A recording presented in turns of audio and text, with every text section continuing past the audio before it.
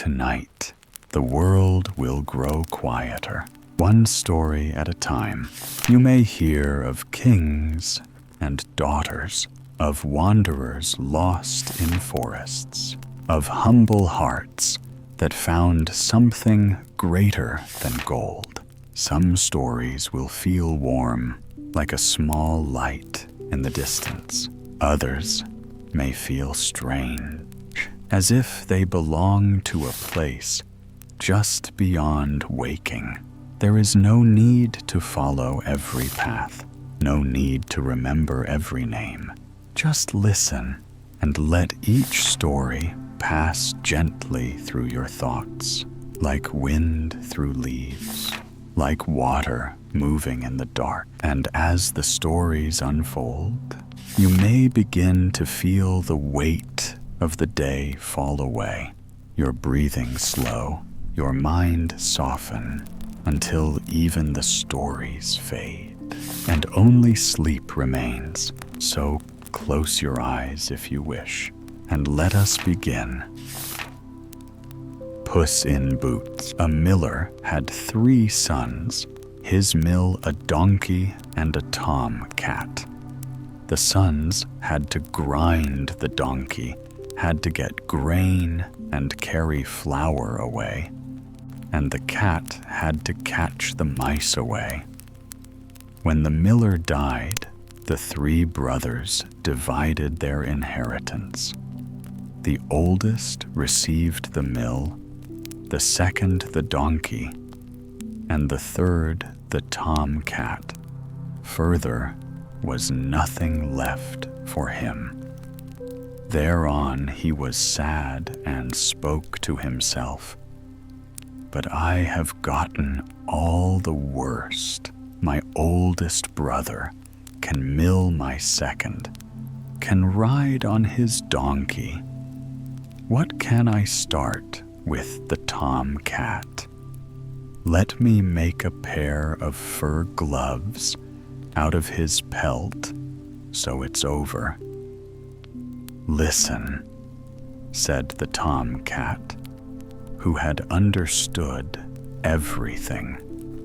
What he said: "You do not need to kill me to get a pair of bad gloves from my pelt.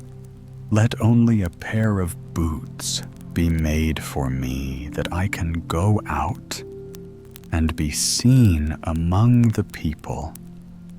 Then you will soon be helped."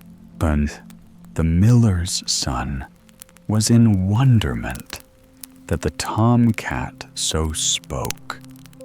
But because the shoemaker just walked by, he called him in and let a pair of boots be measured for him.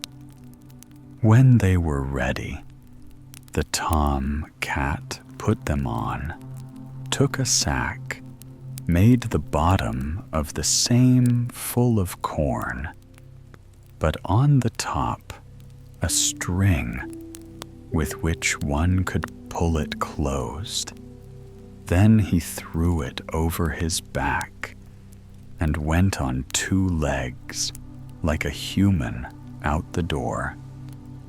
In those days reigned a king in the land. He liked to eat partridges so much there was a need that none were to be gotten. The whole forest was full, but they were so shy that no hunter could reach them. The tom-cat knew that and considered to do his matter better.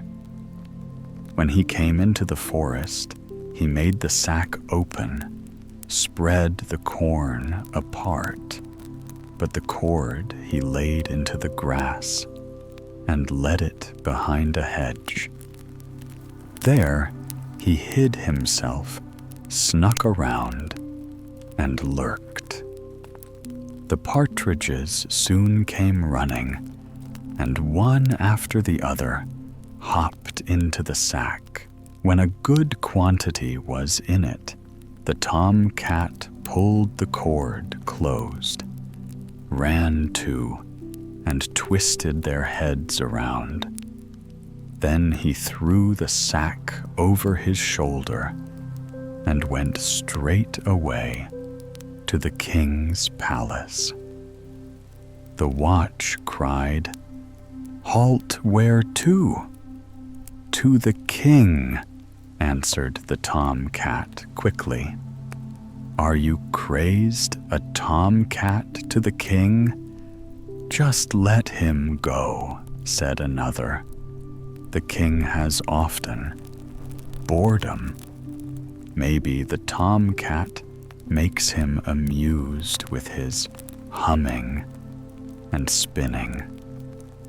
When the tomcat came in front of the king, he made a reverence and said, "My hair the graph." With that he named his long and distinguished name, lets himself be recommended to the Hare King, and sends him these partridges that he just caught in slings. The king, astonished over the beautiful fat partridges, knew not out of pleasure how to contain himself, and commanded that the tomcat be given as much gold out of the treasure chamber into his sack as he could carry, that bring to your heron, and thank him again many times for his gift. But the poor miller's son sat at home at the window, supported his head and his hand, and thought that he had spent his last for the tomcat's boots. And what large things will he be able to bring back? Thereon, the tomcat stepped in, threw the sack from his hack, untied it open, and shook the gold in front of the miller. "There you have something for the hoots. The king also greets you, and says many thanks to you." The miller was glad over the wealth, without understanding rightly how it came to be. But the tomcat, as he took off his boots, told him everything. Then he said, "You do have money enough now, but it should not stay with that tomorrow.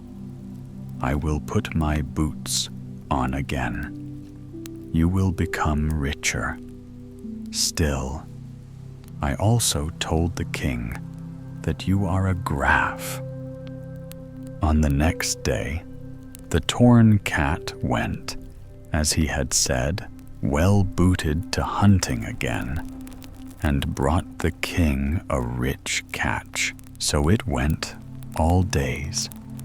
And the tomcat brought gold home all days, and was so popular as one by the king that he was allowed to come in and go out and prowl around in the palace where he wanted. One time, the tomcat stood in the king's kitchen by the stove and warmed himself. Thereon came the coachman and cursed, "I wish king and the princess were at the executioner. I wanted to go to Wirt's house and drink once and play cards there. I should drive them spazieren at the lake."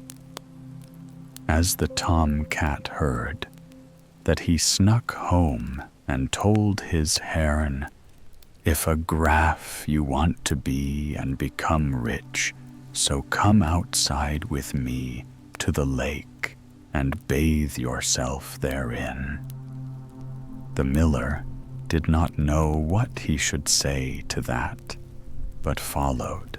The tom-cat went with him, undressed, splinter, naked, and sprang into the water. But the tom-cat took his clothes, carried them away, and hid them. No sooner was he finished with that, thereon came the king driving by. The tom-cat immediately began pathetically to lament, "Ach, all-merciful king! Mine Herr bathed himself here in the lake. Thereon a thief came and stole his clothes, that lay on the shore now. The Herr Graf is in the water, and cannot come out. And if he stays in longer, he will couch cold and die." When the king heard that, he called halt, and one of his people had to chase back, and of the king's clothes bring hack. The Herr Graf put on the magnificent clothes, and because the king, anyway, for the partridges that he thought to have received from him, held his worth, so he had to sit with them in the carriage. The princess was also not upset over it, because the Graf was young and handsome, and she liked him quite well. But the tom-cat went ahead and came to a large grass field where over 100 people were making hay. "Who does this grass field belong to, you people?" said the tom-cat. "The great magician. Listen, the king will soon drive by when he asks who the grass field belongs to, so answer the Grafen. And if you do not do that, you will all be struck dead." Thereon the tom-cat went further, and came to a grain field so large that no one could oversee it. There stood more than 200 people and cut the grain. "Whose grain is this, you people?" "The magician." "Listen, the king will drive by now when he asks who the grain belongs to, so answer the Grafen. And if you do not do that, you will all be struck dead." Finally, the tom-cat came to a magnificent forest. There stood more than 300 people, felled the big oaks and made wood. "Whose forest is this, you people?" "The magician." "Listen, the king will drive by now when he asks who the forest belongs to, so answer the Grafen. And if you do not do that, you will all be killed." The tom-cat went still further. The people all looked after him, and because he looked so wonderly, and as a human, walked in the boots, they were afraid of him. He soon came to the magician's palace, stepped boldly in and in front of him. The magician looked at him contemptuously and asked him what he wanted. The tom-cat made a reverence and said, "I have beard that you could transform yourself into every animal you chose by your own will. What a hound fox or even wolf concerns that I will well believe, but of an elephant that seems to me quite impossible, and therefore I have come to convince myself. The magician said proudly, "That is a trifle to me," and in that wink of an eye was transformed into an elephant. "That is much, but also in a lion." "That is also nothing," said the magician, and stood as a lion in front of the tomcat. The tomcat made as if startled and cried, "That is unbelievable and unheard of. The same I would never had dreamt of coming into my thoughts. But more still, all else it would be, if you could transform yourself into such a small animal as a mouse is. You can certainly do more than any other magician in the world. But that will be certainly too high for you."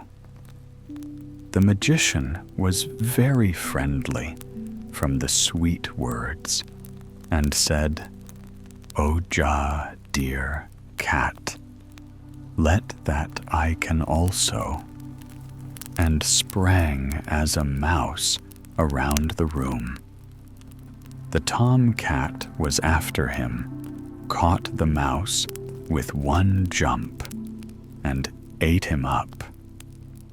But the king was still driving Spazieren with the Grafen and the princess, and came to the large field. "Who does the hay belong to?" asked the king. "The Herr Grafen," cried all, as the tomcat had commanded them. "Thou have a pretty piece of land, Herr Graf," said he. Thereafter they came to the large grain field. "Who does the grain belong to, you people?" "The Herren Grafen." "I, Herr Graf, large, big estates." "Thereon to the forest. Who does the wood belong to, you people?" "The Herren Grafen." The king was astonished even more and said, "Thou must be a rich man, Herr Graf. I do not believe that I have such a magnificent forest." Finally, they came to the palace. The tomcat stood on top of the stairs, and as the wagon stopped below, he sprang down, opened the door, and said, "Herr King, thou comest to the palace of my Herr the Graf, that this honors him, and makes him hap his life day long."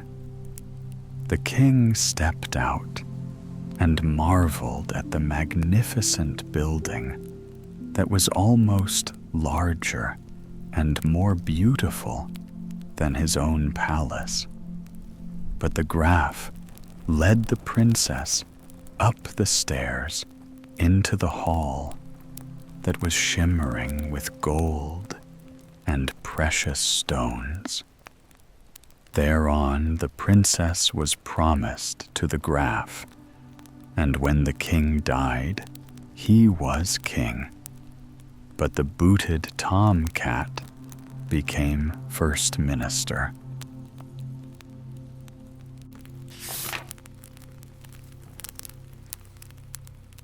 Saint Joseph in the Forest. Once upon a time, in a quiet valley, overshadowed by dark woods and silver hills, there lived a widow with 3 daughters. The eldest was rude of tongue and hard of heart. The second was gentler, though quick to envy. But the youngest was a humble and devout child, as kind as spring rain, and as patient as the grass that grows under frost. Yet the mother, strange and blind in her affections, loved the eldest with foolish fondness, and despised the youngest with cruel disdain. Day after day, she set the poor girl to the heaviest labors, scrubbing the pots until her hands bled, fetching water from the far spring, and carrying bundles of wood larger than herself. Often she sent her out into the deep forest on false errands, hoping the wild beasts or the night would keep her forever. But the child's guardian angel, who never leaves a pure heart unaided, guided her steps home each time through the shadows and the wind. One winter's eve, however, the angel seemed to veil his wings and watch from afar. The girl wandered long and far through thick boughs, heavy with frost, until her feet were numb and her breath came out in white clouds. Twilight deepened into darkness. Then, far off between the trees, she spied a small light flickering, like a star fallen to earth. Trembling with cold, yet full of hope, she followed it and came upon a little wooden hut half buried in snow. She knocked once. A soft voice bade her enter. Inside was warmth and the smell of burning pine. At a second door, she knocked again, and there stood an old man with a beard white as milk, his eyes mild and bright as candles in a chapel. It was none other than Saint Joseph himself, though she knew it not. "Come in, dear child," said he gently. "Sit by the hearth and warm thy hands.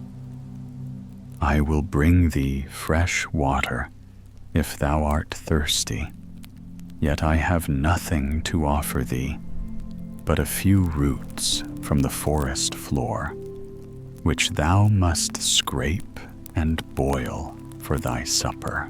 The maiden thanked him and took the roots with grateful heart.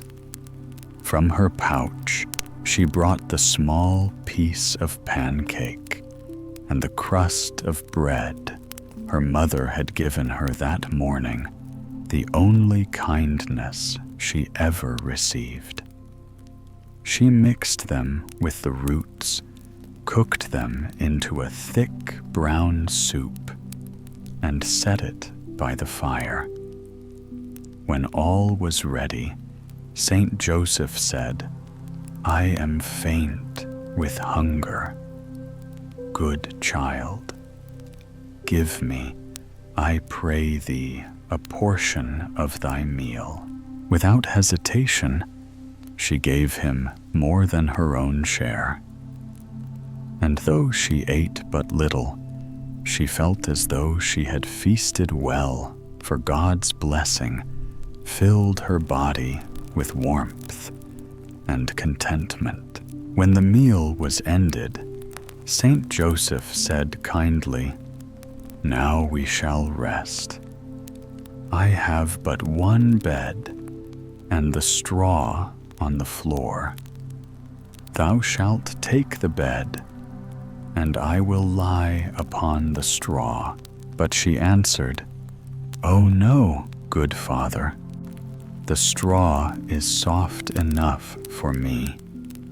Keep thy bed, for thou art old and weary." At this, the saint smiled, took her gently in his arms, and laid her himself in the little bed. There she folded her hands, said her evening prayer, and slept as peacefully as an angel. When morning came, sunlight poured through the shutters. She rose and called to thank her host, but Saint Joseph was gone. Behind the door, she found a heavy leather bag full of gold pieces, so heavy she could scarcely lift it. Upon it was written, "For the child who rested here last night." Overjoyed, she carried the treasure home, her heart light as air. When she gave it to her mother, the woman's greed burned brighter than her cruelty, and for a time she treated her youngest kindly, though only for the gold she brought. The next day, the second daughter grew restless and thought, "If my sister found riches in the wood, why should not I?" So she begged her mother's leave to go.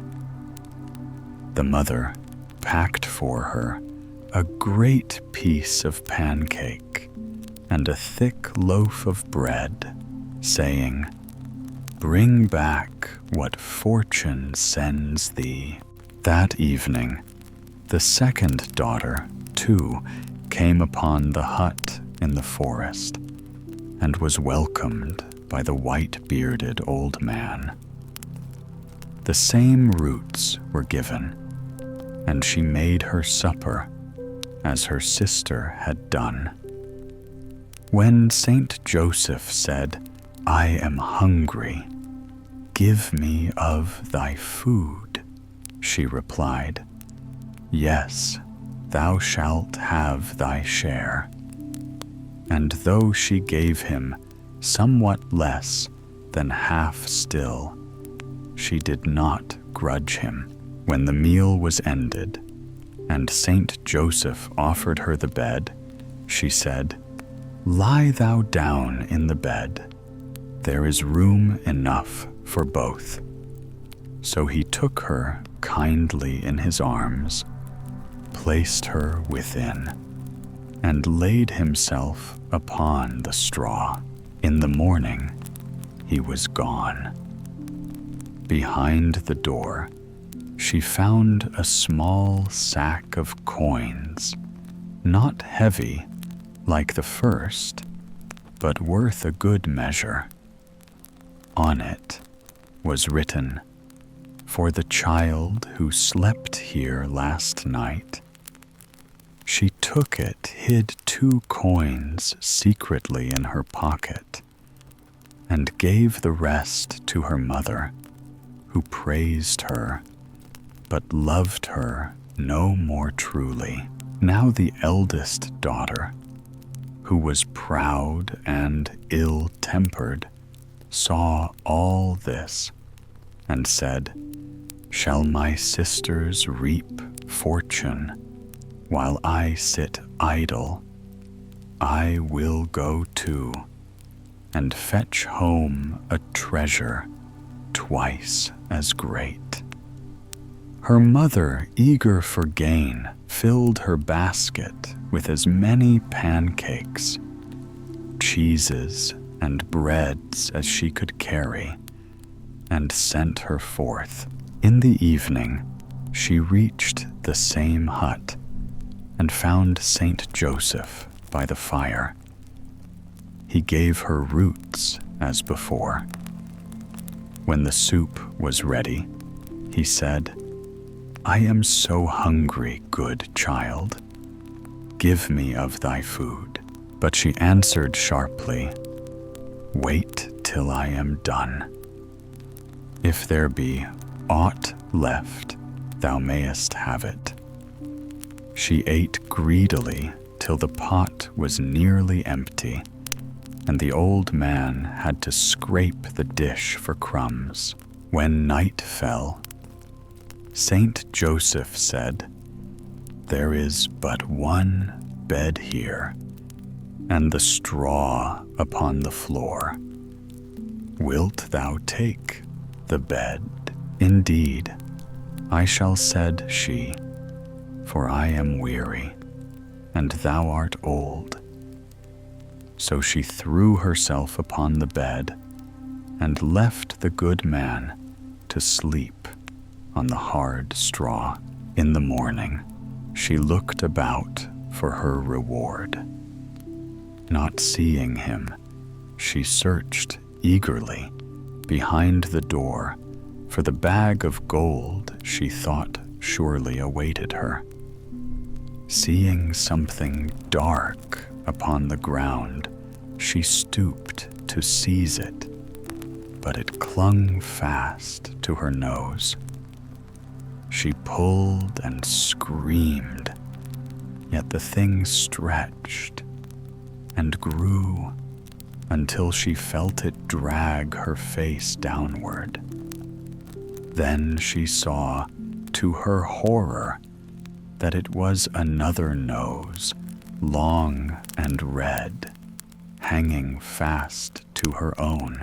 She ran from the hut, crying and howling, until she met Saint Joseph on the path. Falling to her knees, she begged him for mercy, promising amendment and humility. Out of pity, the saint touched her nose, and the second one fell away. He gave her 2 farthings and said, "Go and learn to be humble, for greed brings shame and sorrow." When she came home, her mother stood at the door and cried, "What hast thou brought back, my darling?" "A great bag of gold," the girl lied, "but I dropped it on the way." "Lost it!" shrieked the mother.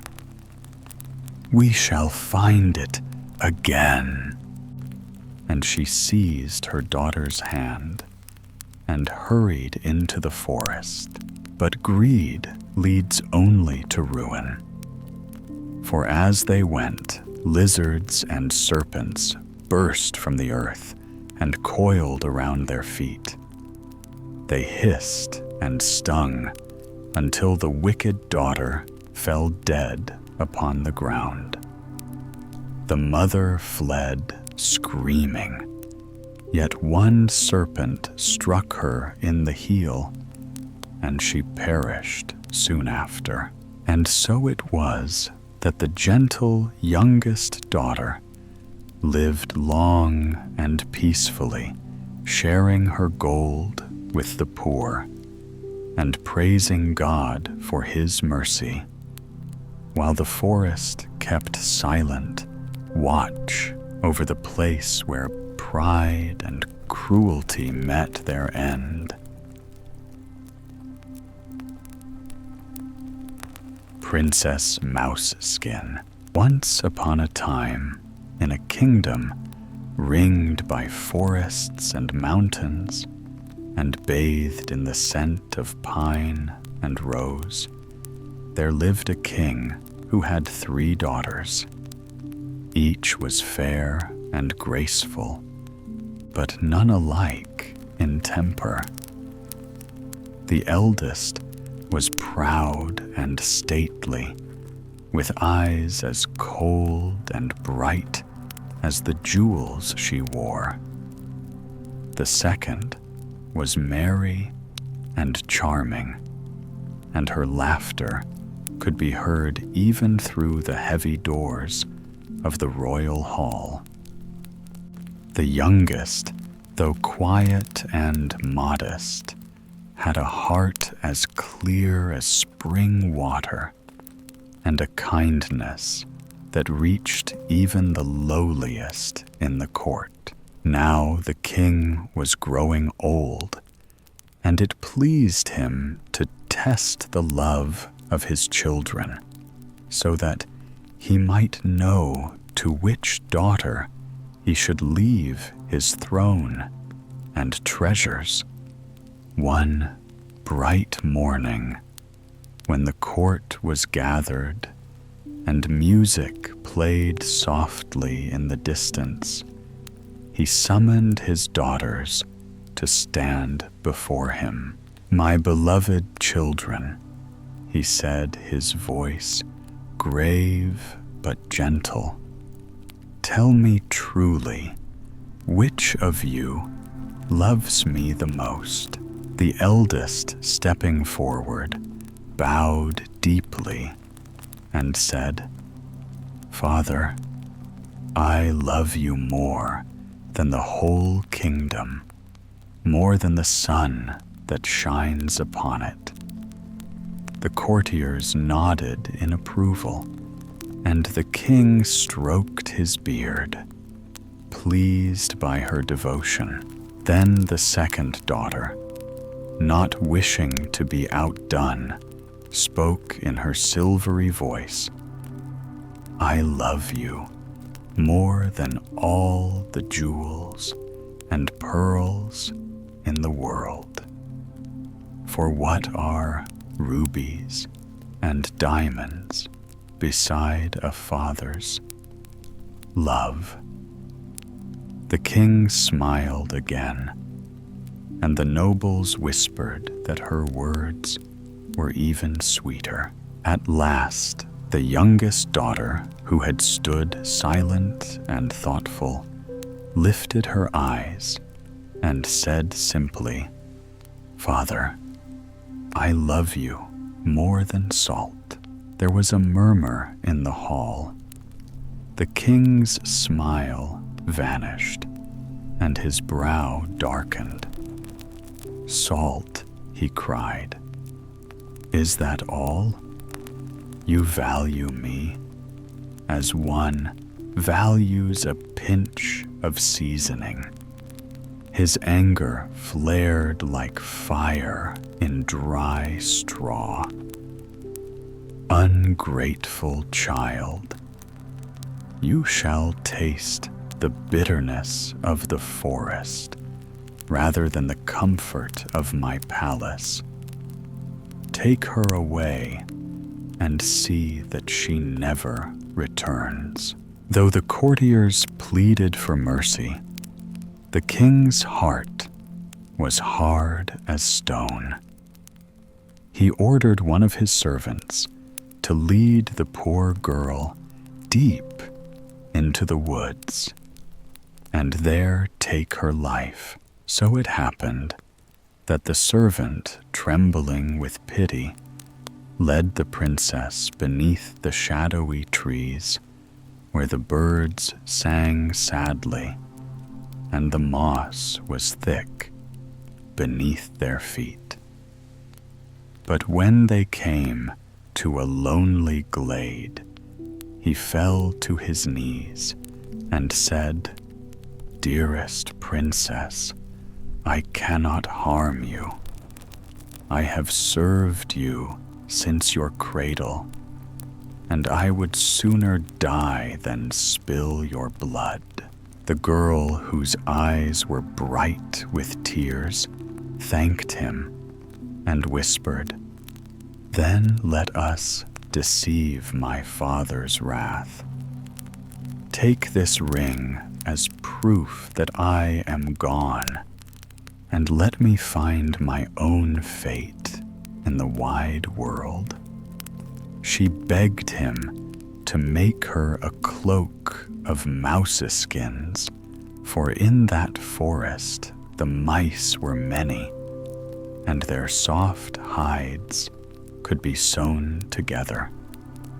The servant obeyed, and when the cloak was finished, the princess wrapped herself in it and vanished among the trees, looking like a small gray creature of the wild. After many days of wandering, she reached the gates of a neighboring kingdom. She cut her golden hair short, bound it beneath a cap, and went before the king's steward to ask for work. "What can you do?" asked the steward.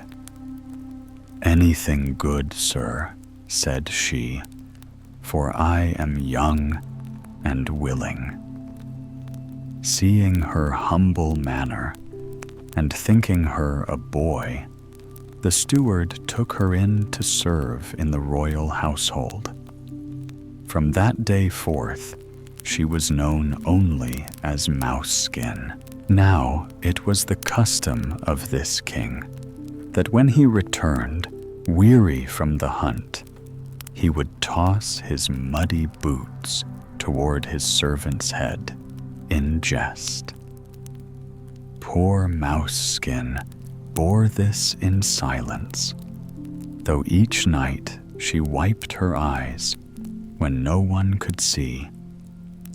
But she served so faithfully that all in the palace loved her. One evening, as the king sat before the fire, he looked upon his little servant and said, "Tell me, boy, from what country do you come?"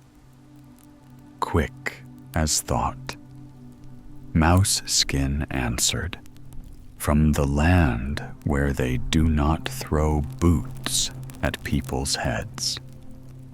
The king laughed at first, but later he pondered her words and found them strange. From that hour, he began to suspect that this servant was not what he seemed. So he set his courtiers to watch Mouseskin. They searched her small chamber and found hidden there a golden ring, the very one her father had given her long ago. Thinking it stolen, they brought it to the king. "Where did you get this?" he demanded. Then Mouseskin knew her disguise could not last. She fell to her knees, loosened her cloak, and as the gray skins dropped away, her golden hair flowed down her back like sunlight breaking through storm clouds. The king was astonished, for she was fairer than any maiden he had ever seen. "Who are you?" he whispered. And she told him all of her father's anger, of her flight through the woods of her life in hiding. When she had finished, the king took off his crown and placed it upon her head. "You have known sorrow and served with honor," he said. "You shall be my queen." A grand wedding was proclaimed. Bells rang, and messengers rode to every corner of the land, even to the kingdom of her birth. Her father, grown gray with years and regret, came to the feast, not knowing who the bride was to be. The tables were laden with silver dishes and goblets of wine. and the air was rich with music. Yet when the guests began to eat, they found that every dish, no matter how splendid, was tasteless. The roast meats were fine to behold, but chulao to the tongue. The soups fragrant, but empty of savor. Murmurs spread through the hall. The old king, vexed and hungry, struck the table and said, "I would rather die than eat such food." Then the young queen rose and came before him. Her eyes were gentle, though they shone with quiet triumph. "And yet, my lord," she said, "you once thought salt so worthless that you cast away the daughter who loved you more than all jewels. See now what food is without salt." At those words, the old king started and looked at her more closely. The sound of her voice awakened memories long buried. He cried out, "My child, my dearest child," and tears ran down his face. He fell to his knees, begging her forgiveness. She lifted him up and kissed his cheek. "Father," she said, "let the past rest. I loved you then, and I love you still." And from that day, peace and joy returned to both kingdoms. The old king never again sat at a table without blessing the salt, and he cherished his youngest daughter above all else. As for the queen of the Mouseskin, she ruled wisely beside her husband, and her people said there was none in all the lands whose heart was as kind, or whose story more wondrous. And thus the tale ends, as all good tales should, with sorrow turned to joy, and love proved stronger than pride. The boots of buffalo leather. There was once a soldier who feared nothing in heaven or on earth. He had marched through thunder and fire, seen comrades fall and captains flee, and yet no tremor ever passed his heart. When his time of service was done, he was given leave to go where he would, with no pension, no trade, and no home to call his own. So he wandered the highways and the hollow lanes of the world, living from the charity of kind souls and the stubborn will of his own stomach. All that he possessed were two things: an old waterproof cloak stained by rain and smoke, and a pair of high riding boots of buffalo leather, cracked and scarred, but still faithful to his steps. One morning, with the dawn spreading pale gold across the fields, he set out, without knowing whither his feet would lead him. He walked until the road dwindled into green silence, and the trees grew thick and tall about him. After a time, he came upon a man sitting upon the stump of a felled oak, a fine man neatly dressed, with a green shooting coat and bright buttons that winked in the shade. The soldier, who was a cheerful companion to any he met, gave him his hand and said, "Good day, comrade. May I rest beside you?" The huntsman nodded, and the soldier stretched himself upon the grass. "I see thou hast a handsome pair of boots," said the soldier, glancing at them admiringly. "They shine like a looking-glass, but if thou hadst tramped as far and as hungry as I, they would have lost their polish long ago. Mine, though rough and torn, have gone through mud and mire without giving way.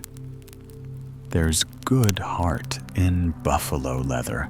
The huntsman smiled faintly, and the two talked, as men do when the road is long. But after a while, the soldier grew restless. "I can stay no longer," said he, "for hunger drives me onward. But tell me, Brother Bright Boots, whither does this road lead?" "That I cannot tell," replied the huntsman.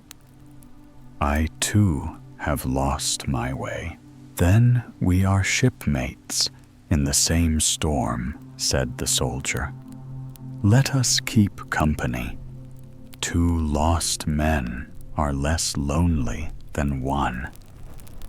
And so they went on together, their shadows growing long among the trees until night crept over the forest. A faint light flickered through the branches, and the soldier pointed. "There, a fire or a window where light is, there is food." They came upon a low stone house, moss-covered and ancient. The soldier knocked. An old woman opened the door, peering at them with eyes that had seen too many strange faces. "Good mother," said the soldier, "we beg a bite of supper and a corner to lie in, for my stomach is as empty as an old drum." "Go your way," said the crone in a whisper. "This house belongs to robbers. When they come home and find you here, you'll hang on the rafters before midnight." "It cannot be worse than starving in the cold," said the soldier stoutly. "If I must die, let it be on a full belly." And he stepped over the threshold. The huntsman would have drawn back, but the soldier seized his sleeve. "Come, Brother Bright Boots. A man's death will find him, whether he hides or no." The old woman's heart softened. "Creep behind the stove," she said. "When they have eaten and are drunk, I'll slip you the scraps that are left." Scarcely had they crouched in the shadows when the door burst open, and 12 robbers stamped in, laughing and cursing, each with a weapon at his belt. The old woman laid great platters of roast meat upon the table, and the air was rich with its smell. The soldier's hunger gnawed him, like a wolf. I can bear this no longer, he whispered. I'll join them and eat. Hold, fool, hissed the huntsman. Thou wilt bring death upon us both. But the soldier only coughed loud and hard. The robbers leapt up as one. Who's there? Cried the captain. In a moment, they dragged the two strangers from behind the stove. Spies, hang them high. Peace, friends, said the soldier boldly. I am hungry. Feed me first, then do what you will. The robbers stared, half in wrath and half in wonder. Thou hast a stout heart, said the captain. Very well, eat, and after that thy reckoning. So the soldier sat at their table as calmly as if it were his own mess hall. He carved the meat, drank the ale, and called cheerfully to the huntsman. Come, brother. Never was better roast served in any king's kitchen. But the huntsman would not stir. When he had eaten his fill, the soldier said, Now bring me something good to drink. The captain, amused by his courage, ordered the old woman to fetch her finest wine. She brought a black bottle from the cellar, and the soldier pulled the cork with a loud pop. Watch well, brother, said he to the huntsman, for thou shalt see a trick worth learning. He raised the bottle above the robbers' heads. Here's health to you all. Mouths open and right hands lifted. They laughed and obeyed.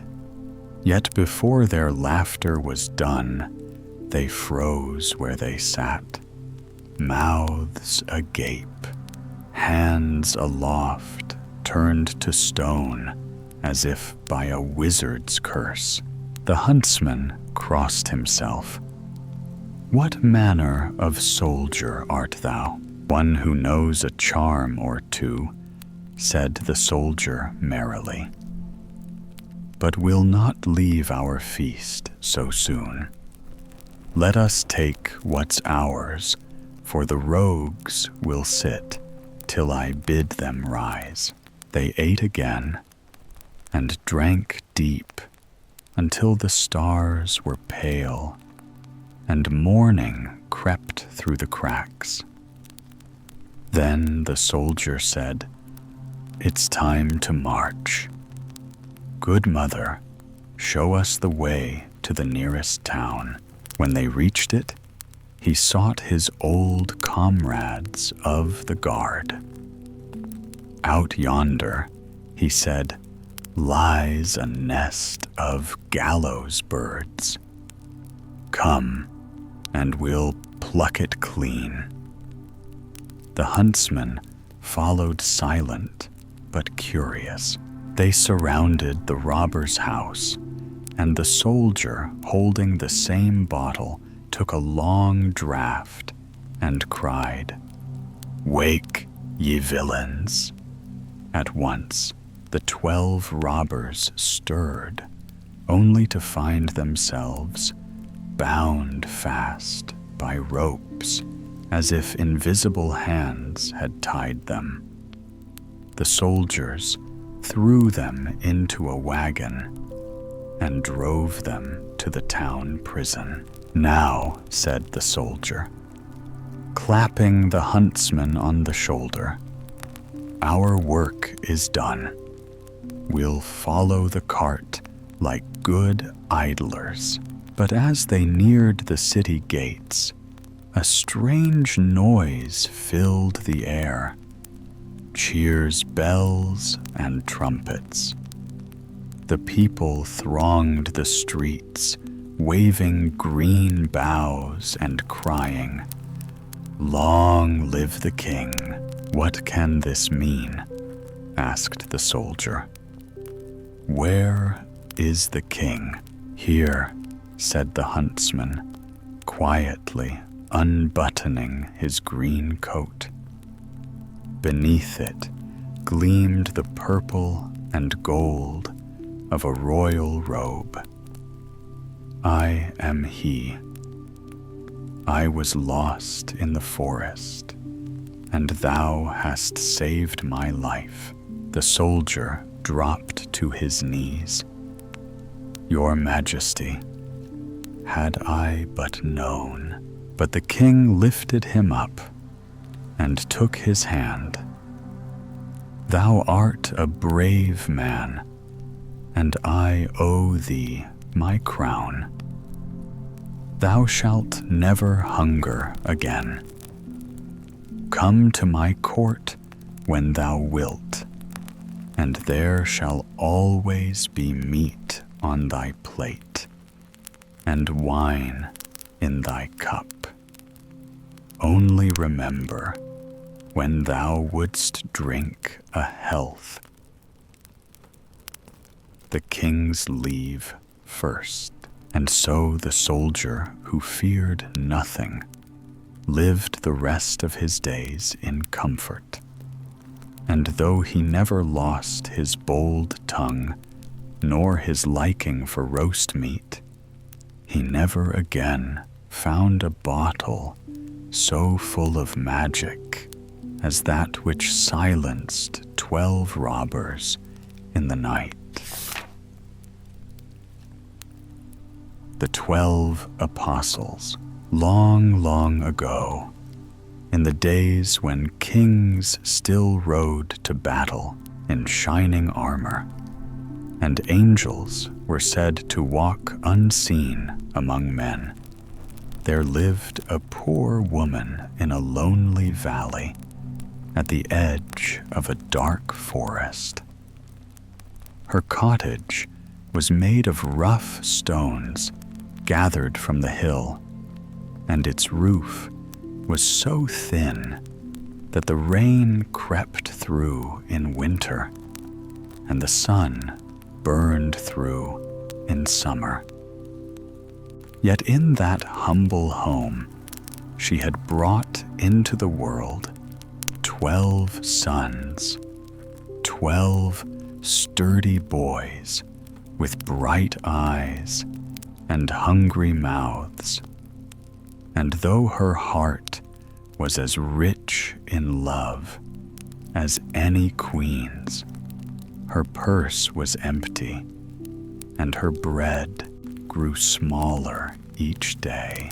When the last crumb was gone, and her tears had wet the cradle boards, she knelt upon the cold earthen floor and prayed, "O Lord of heaven, who feeds the birds in their nests and clothes the lilies of the field, let not my children perish. Let them live to see the promised Redeemer, who shall walk upon this earth. Let them be among his servants when he comes." But the days only grew harder. The neighbors had nothing to spare. The well ran dry, and the wild beasts came nearer each night. So the poor mother, in her grief, sent forth her sons, one after another, into the world to seek bread. "Go, my child," she said to each, "and may the good God guide thy steps. If thou findest mercy among men, remember thy brothers and thy mother, who prays for thee without rest." The eldest was named Peter, and he went out first. He walked from dawn until the stars rose, yet found neither food nor shelter. At last, he came into a vast forest, where the trees grew so close that not even a single beam of moonlight could find its way between them. All around him, the wind sighed, and the wolves howled. Peter wandered until his strength failed him, for his stomach was empty, and his feet were torn by stones. When his eyes grew dim, and the chill of death crept into his limbs, he sank down beneath a fir tree and whispered, "Lord, let me but see thy face before I die." Then, all at once, a soft radiance broke through the shadows, and there stood before him a small boy, no taller than a shepherd's staff. His face shone as if the morning star had taken flesh, and his garments were white as snow newly fallen. The child clapped his hands gently, and the sound rang clear like silver bells, so that Peter lifted his head and beheld him in wonder. "Why dost thou sit here in sorrow, poor pilgrim?" asked the shining boy, his voice like a song, half spoken, half sung. "Alas," answered Peter, "I have gone into the world to seek bread for my brothers and my mother, that I may yet live to see the blessed Savior who is promised. That is all I wish before I die." "Come with me," said the radiant child, smiling. "Thy wish shall be fulfilled." He took Peter by the hand, his small fingers warm and strong, and led him through the forest. The way twisted among cliffs and hidden roots until they came to a cleft in the rock. There the angel, for such he was, struck the stone with his palm, and a door opened silently, as if the mountain itself had bowed. Within was a cavern filled with a light softer than gold and brighter than crystal. Jewels glimmered from the walls like stars, and in the center of the hall stood 12 cradles, each made of shining metal, some of silver, some of purest gold, some of crystal, clear as frozen water. "Lie down in the first cradle and sleep," said the angel. "I will sing thee a song, and thou shalt rest." So Peter obeyed, and when his head touched the pillow, the child began to sing. The tune was strange and gentle, like the murmuring of distant seas, and before the second verse was done, Peter's eyes closed, and his heart grew quiet as the snow in the forest. But the story does not end there, for soon afterward, another brother John wandered the same road, hungry and lost. His guardian angel guided him by the same path of light, and he too was brought to the cavern and laid in the second cradle beside Peter. Then came the third and the fourth, and so one by one, through hunger, faith, and the mercy of heaven, all 12 sons found their way to the golden hall. The angel sang over each in turn, rocking them with hands that never tired, until the 12 brothers lay side by side asleep in a circle of light. And there they slept, not for a night nor for a season, but for 300 years. The forest grew over the entrance. Moss covered the rocks. Kingdoms rose and fell, and the names of men were forgotten. Yet still they lay at rest, untouched by time, their faces calm, as though dreaming of the dawn to come. Then on the night when the Savior of the world was born in Bethlehem, a great light filled the cavern. The rocks trembled as if rejoicing. The gold gleamed like morning sun, and one by one the 12 sleepers awoke. Their eyes opened together, and they heard the sound of distant angels singing glory to God in the highest, and on earth peace.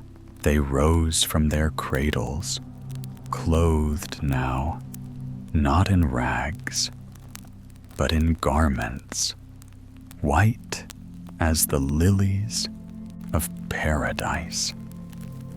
The angel who had watched them all those ages smiled and said, "Go forth, ye children of faith. The time has come. He whom ye desired to see walks now among men." And so they went out into the world, 12 humble men whose hearts burned with the love of God. They followed the Redeemer in his wanderings. They saw his miracles. They heard his words, and they carried his light to the ends of the earth. For those 12 poor brothers, once hungry and forgotten, became known to all generations as the 12 apostles. The sleepers awakened, the sons of faith fulfilled.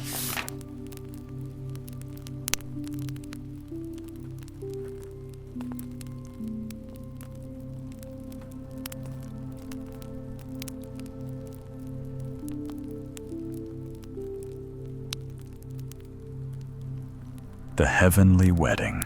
Once upon a time, in a small and wind-beaten village at the edge of the woods, there lived a poor peasant boy who had no father and no mother.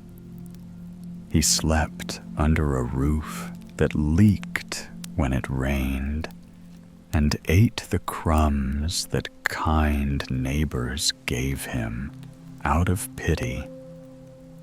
Yet he was a cheerful and honest lad, and his heart was clean, though his clothes were not.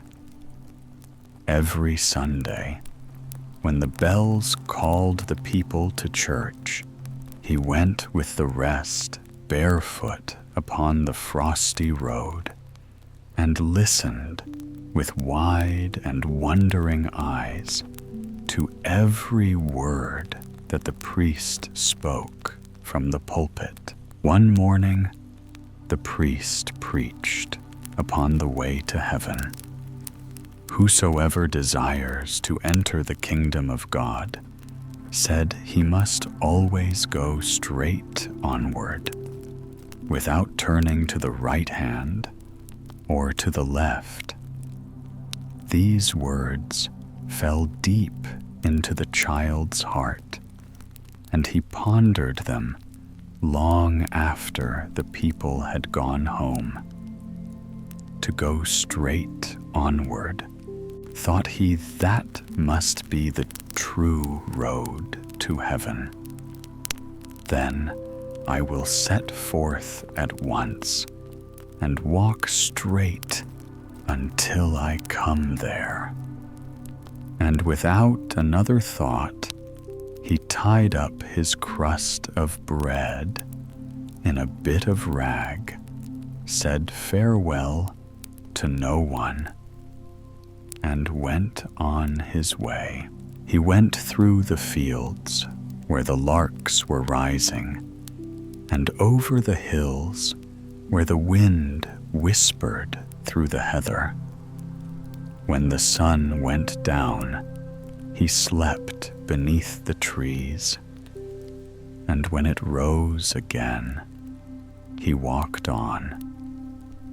Thus he journeyed through valley and forest, over mountain and moor, never turning aside, never resting long in one place. His feet grew sore, and his small bundle grew lighter. Yet he murmured not, for he believed that every step brought him nearer to the golden gates of paradise. At length, after many days and nights, he came to a great town, such as he had never seen before. The houses stood high and close together, and the streets were filled with people and noise. The boy walked straight onward through all the bustle, for he dared not turn aside until he came to the largest and fairest building of all, which was a church with tall towers and shining windows. The doors were open, and from within came the sound of singing, as if angels themselves were at their praise. The child's heart leaped for joy. This said, he softly must surely be heaven at last. And he entered. The church was filled with light and the scent of incense. The boy stood still in awe, gazing at the golden altar, at the candles that burned like stars, and at the priest who stood before them in shining robes. He thought that all the people around him were blessed souls, and that the holy music was the song of heaven itself. When the service ended, and the clerk came to drive the people out, the boy sat down upon the floor and folded his hands. "No," said he gently, "I will not go out again. I am glad to be in heaven at last." The clerk, astonished, told the priest, who smiled kindly and said, "If the child believes this is heaven, let him stay." God will teach him in his own way." So the boy remained within the church. The priest gave him a corner to sleep in, and sometimes a morsel of bread, for the lad asked nothing more than to be allowed to stay in that blessed place. Now, in that church, there stood an image of the Virgin Mother with the Holy Child in her arms, carved out of wood and richly painted. The boy, who had never seen such beauty, thought, "That must be the good God himself." And when he looked long upon the little figure of the child, Jesus, thin and pale from age and dust, he said to himself, "Dear God, how thin you are! The people must have forgotten to feed you, but I will not let you hunger. Every day I will give you half my dinner." From that day forth, he did so faithfully. Whatever food was given him, bread, fruit, or soup, he divided it in two and laid one part before the image, whispering, "Eat, dear God, and grow strong." And the image, through the mystery of the Lord, did indeed partake of it. The food would vanish by morning, and soon the wooden cheeks grew fair, and round the hands seemed fuller. And even the priest marveled, saying, "It is strange, the image grows more lifelike every week." One day he watched and discovered the reason. Hidden behind a pillar, the priest saw the boy bring his meal and set it before the statue, saw him smile up with such pure love that tears came into the priest's eyes.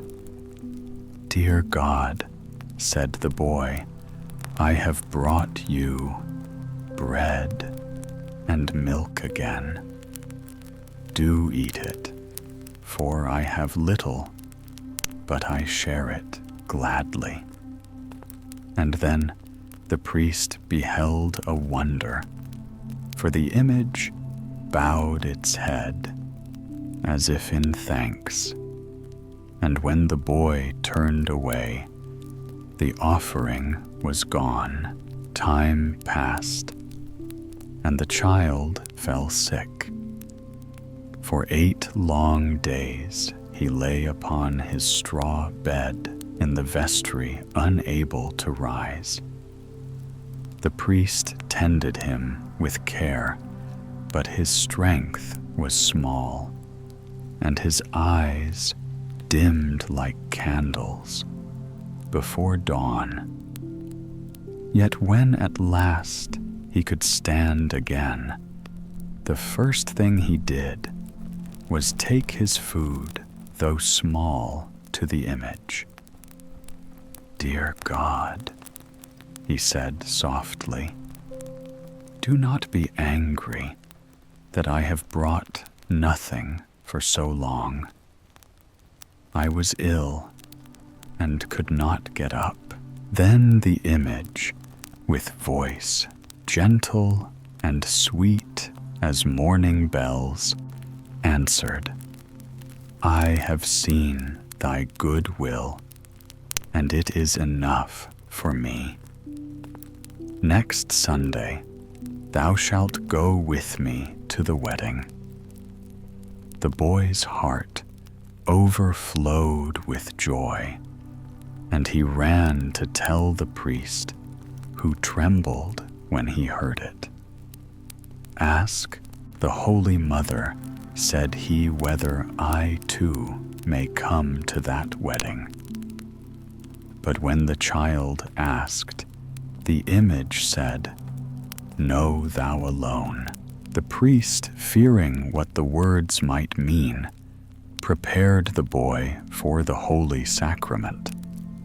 When Sunday came, he dressed the child in clean linen and led him before the altar.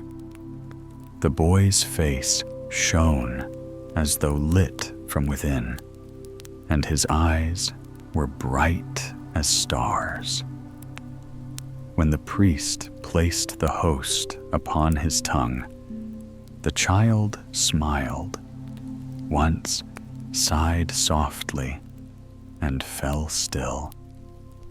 His little body rested in peace, but his soul went straight onward, just as he had always walked into the true heaven, to the eternal wedding feast of the Lamb. And so it was that the poor peasant boy, who believed the word of God as simply as he heard it, found his way straight to heaven without ever turning aside. The Nightingale and the Blindworm. Once upon a time, in the farthest corner of an old forest, there stood a crooked little house, built from moss and roots half hidden beneath the shadows of a great linden tree.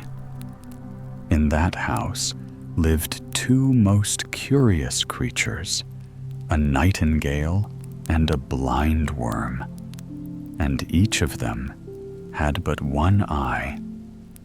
Yet they were content, for they were gentle of heart and shared all things between them. When the rain fell, they huddled together under the same leaf. When the sun shone, they sang and whispered stories of the forest. The nightingale, with her one shining eye, could see the colors of dawn, and the blindworm, with her single silver one, could sense the trembling footsteps of ants in the dark. Thus they lived in peace and in strange harmony, neither envying the other, for each saw the world in her own way. But one morning, when the forest was dressed in the soft perfume of spring, a messenger, Robin, fluttered down to their window and called out, "The daughter of the Wood King is to be wed. All who can sing or dance are invited to the wedding feast." The nightingale trembled with delight. "Oh, what joy it will be," she cried. "Music and light and laughter.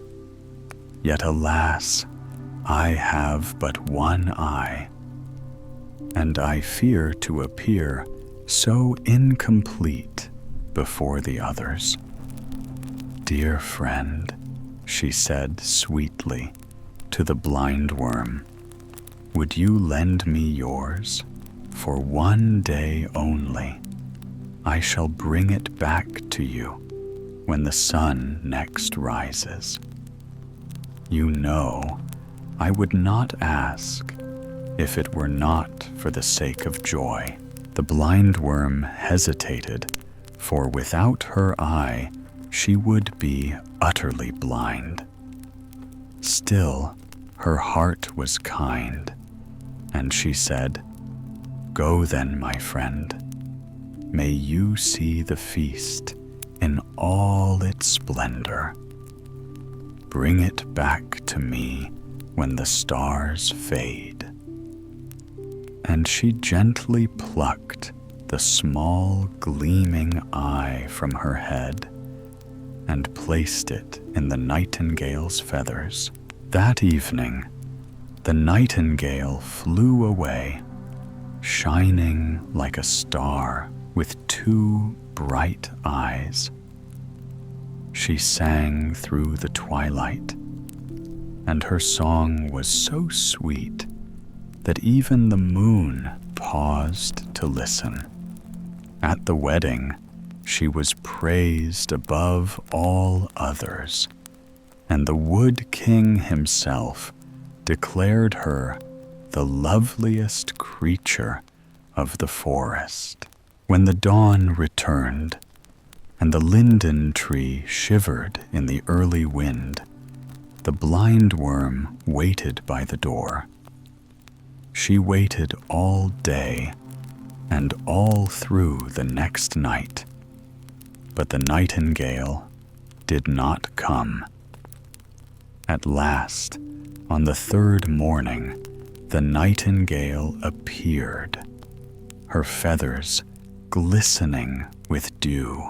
"Welcome home," said the blindworm, her voice trembling with hope. "You have seen the joy of the world. Now give me back my eye, for the darkness has been long." But the nightingale turned her gaze upon the forest and upon her own reflection in a pool. With two eyes, she saw beauty on every side, the shimmer of leaves, the gold of morning, the blue of faraway sky, and her heart was filled with pride. "Dear friend," she said lightly, "I fear I have grown used to seeing on both sides. I would stumble without it. One who sings to kings should not be half blind. Surely you who live in the cool dark need no eyes for such things." Then the blindworm's heart broke within her, and she said, "You have taken what was mine and dressed it in sweet words. But hear me, false singer. As long as I crawl upon this earth, I shall take vengeance upon your children and your children's children. Wherever your nest is built, there I shall creep, and your eggs shall be my food." The nightingale laughed and sang, "Build where you may blind one. I'll hide in the linden, high, high, high above the ground. Seek if you will, crawl if you must, but you shall never find me." And so she flew to the topmost boughs and built her nest among the blossoms.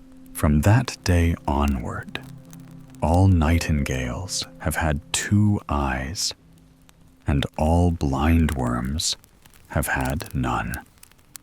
Yet their feud was never ended, for wherever a nightingale builds her nest and fills the air with her music, a blindworm hides below in the shadowed roots. She crawls upward, ever upward, drawn by ancient anger, seeking the eggs she can no longer see, remembering a promise whispered in darkness. For every song above a silence below, and if you walk beneath a blooming linden tree on a still summer night, and hear a nightingale sing. Listen closely to the leaves beneath your feet. You may hear the faint hiss of the blindworm, forever keeping her vow. The Hazel Branch, one quiet afternoon, when the air was soft and the doves were murmuring near the eaves, the Holy Mother sat by the cradle of her little son. The child, weary from his play with the sunbeams that glimmered upon his small hands, had laid himself down to rest.